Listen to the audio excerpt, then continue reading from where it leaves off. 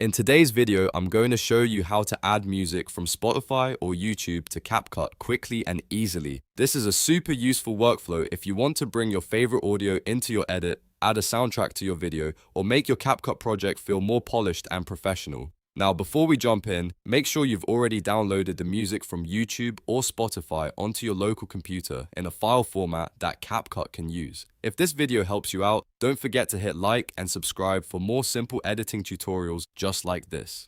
Alright, let's get into it. The first thing you need to do is open your CapCut desktop project. Once your project is open, look at the top or side panel and click on the Media tab. This is where CapCut lets you bring in your own files, including audio, video, and images. Next, click Import.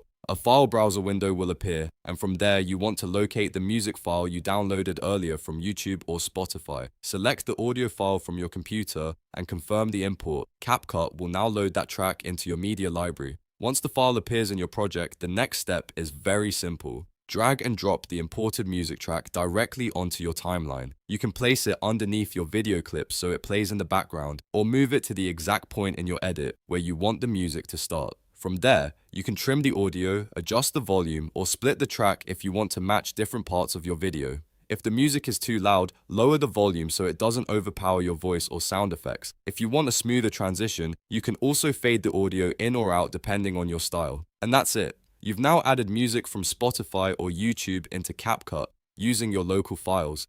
It only takes a few steps, but it can make a huge difference in how your video feels.